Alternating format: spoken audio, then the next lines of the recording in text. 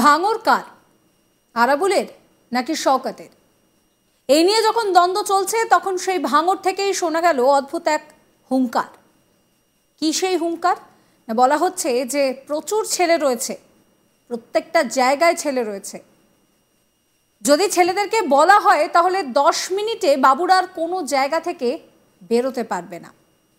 রীতিমতন ভাঙরের মাটিতে দাঁড়িয়ে এই হুঙ্কার দেওয়া হচ্ছে। আর এই হুঙ্কার আরও একবার স্পষ্ট করে দিচ্ছে যে ভাঙরে কার ক্ষমতা বেশি। এই হুঙ্কার দিচ্ছেন আরাবুল ইসলাম। তিনি বলছেন যে আমার ভাঙরে যেসব ছেলেরা আছে, আমি বললে 10 মিনিটে এইসব বাবুরা কোনো জায়গা থেকে আর বেরোতে পারবে না, যথেষ্ট ছেলে আছে। ভাঙরের মাটিতে দাঁড়িয়ে এই হুঙ্কার দিলেন আরাবুল ইসলাম। আরাবুল বললেন যে তার যারা ছেলেরা তারা কিন্তু সিপিএমের বিরুদ্ধে লড়াই করা ছেলে। ভাঙরের ব্যাপারটা দেখার জন্য তৃণমূল নেত্রী মমতা বন্দ্যোপাধ্যায় এবং অভিষেক বন্দ্যোপাধ্যায়ের কাছেও আবেদন জানিয়েছেন আরাবুল। কি বলছেন তিনি শোনাবো। আমার ভাঙরে যেসব ছেলেরা আছে, আমি বললে 10 মিনিটে এইসব বাবুরা কোনো জায়গা থেকে আর বেরোতে পারবে না, যথেষ্ট ছেলেরা আছে। আমার যারা ছেলে তারা কিন্তু লড়াই করা ছেলে, তারা কিন্তু সিপিএমের বিরুদ্ধে লড়াই করে, আজকের বিভিন্ন দলের বিরুদ্ধে লড়াই করে। আপনারা দেখেছেন গত পঞ্চায়েতে আমাদের সাথে আইএসএফদের লড়াই হয়েছে। আমি যে কোনো সময় খুন হতে পারতাম, আমার ছেলে হাকিমুল খুন হতে পারত, খাদিজা খুন হতে পারত, সেদিন যে অবস্থা ছিল। আজকে তাই আপনাদের কাছে আমার বলার, আমি আমার দিদির কাছে হাত জোড় করে বলবো যে দিদি, আপনি ভাঙড়ের ব্যাপারটা দেখুন, ভাঙড়ের যে পরিস্থিতিটা আপনি দেখুন দিদি। অভিষেকদার কাছে আমার অনুরোধ থাকবে যে আপনি ভাঙড়ের ব্যাপারটা দেখুন। একজন হারমাতকে আপনি এখানে দায়িত্ব দিয়েছেন। আপনার কাছে আপনার পায়ে ধরে, দিদিমণির পায়ে ধরে আমরা ভাঙড়ের তৃণমূল কংগ্রেস বাঁচতে চাই। আমরা তৃণমূল কংগ্রেস, আমি যতদিন বেঁচে থাকব, আমি দিদির পা ছুঁয়ে শপথ করে এসেছিলাম 2006-এ। আমি যেদিন বিধায়ক হই সেদিন কালীঘাটে দিদির দুটো পা ধরে আমি বলে এসেছিলাম, দিদি আমি যতদিন বাঁচবো আপনার নেতৃত্বের প্রতি আস্থা রেখে আমি ততদিন তৃণমূল কংগ্রেসটা করব। আজকে আমি এখনো আশঙ্কা করছি যে কোনো সময় আমাদের উপরে হামলা হতে পারে। এরা তো এলাকার লোক নয়, বাইরে থেকে ক্রিমিনালদের এনে এই হামলাটা করানো হচ্ছে। এলাকার লোক হলে বোঝা যায়, এলাকার লোক হলে এলাকার মানুষরা বুঝতে পারে। কিন্তু বাইরে আজকে যারা করেছে সমস্তটা ক্যানিং পূর্ব বিধানসভা থেকে লোক এনে, আজকের উনিও বসেছিলেন পিছনে, ওনার নেতৃত্বে, ওনার নির্দেশে, ওনার আদেশে উনি চেষ্টা করছে ভাঙড়ে আরাবুল ইসলামের তৃণমূল কংগ্রেসটাকে মুছে দিতে। আশা করি যে আমরা যারা তৃণমূল কংগ্রেস করি, আমরা জীবন বাজি রেখে মৃত্যু বরণ করলেও এই তৃণমূল কংগ্রেসটা করব বা এই তৃণমূল কংগ্রেসের সাথে থাকব, এটা আমি আজকে বলে যাচ্ছি। আরাবুল ইসলাম অভিযোগ করছেন যে শওকত মোল্লা সিপিএমের হারমাত, তৃণমূলে যোগ দিয়ে বেছে বেছে পুরনো তৃণমূল কর্মীদের ওপরেই হামলা চালাচ্ছে, বাইরে থেকে লোক নিয়ে এসে হামলা চালাচ্ছে। তিনি মনে করলে 10 মিনিটে এইসব বাবুদের ঠান্ডা করে দিতে পারেন বলে হুমকি দিয়েছেন আরাবুল। এই ঘটনাকে কেন্দ্র করে এলাকায় উত্তেজনা ছড়িয়েছে। কি বলছেন আরাবুল শোনাবো আপনাদের। ভাঙড়ের মাটিতে এক হারমাত 34 বছর ধরে যে সিপিএমের লাল সন্ত্রাস লুট করেছে, আজকে তৃণমূল কংগ্রেসে এসে পুরনো তৃণমূল কংগ্রেসদের উপরে আক্রমণ করছে। আপনারা জানেন আমি ভাঙড়ের ছেলে, আমি শুধু তৃণমূল কংগ্রেস গঠন হওয়ার পর থেকে রাজনীতি করিনি। মমতা বন্দ্যোপাধ্যায় যখন 84 সালে যাদবপুর লোকসভায় দাঁড়ায় তখন থেকে আমি দিদির সাথে রাজনীতিটা করি।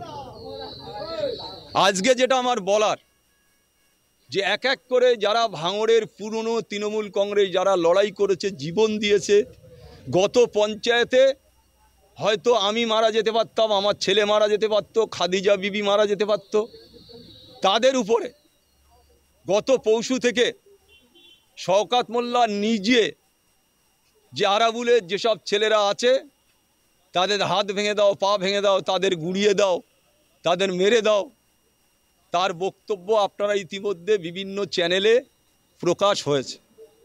আমি শুধু আজকে একটা কথা অনুরোধ রাখবো মাননীয় মুখ্যমন্ত্রীর কাছে, যে আমরা এই দলটা করব কি করব না।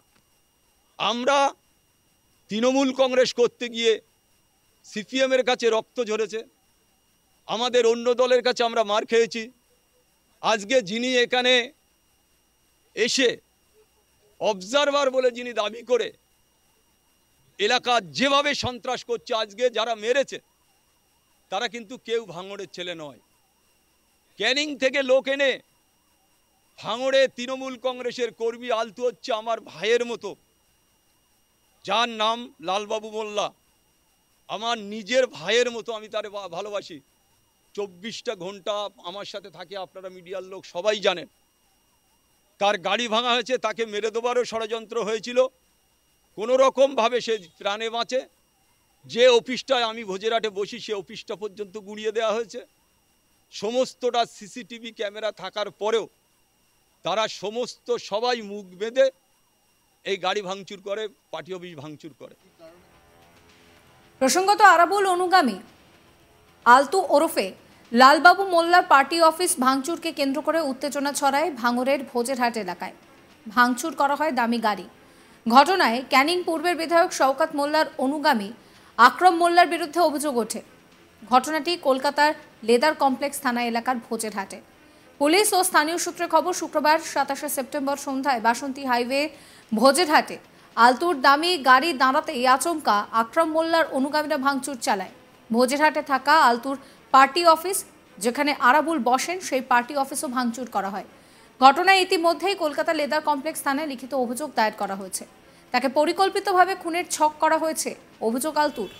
যদিও শওকত মোল্লা অনুগামী আকরম মোল্লা তার বিরুদ্ধে ওঠা সমস্ত অভিযোগ অস্বীকার করে জানান, রাস্তায় গাড়ি দাঁড় করানোকে কেন্দ্র করে ঝামেলা, এর সঙ্গে পার্টির কোনো সম্পর্ক নেই। লালবাবু মোল্লা কি বলছেন শোনাবো।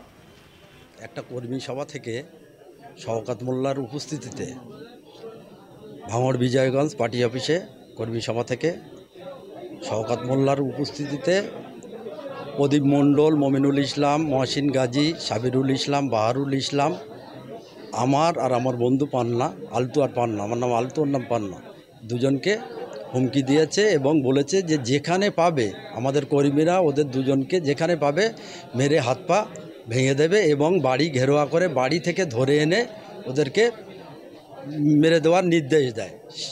তারপরে আজকে আমরা কলকাতা থেকে ফিরি, আমাদের দোকান আছে ভোজেরহাটে, আমার দোকানের সামনে আমার গাড়ি ছিল, ফরচুনার গাড়ি, এবং দোকানের থেকে আরেকটু খানিকটা দূর আমার অফিস, সেই অফিসে ব্যাংকের নিচে অফিসে আমরা বসেছিলাম 4-5 জন।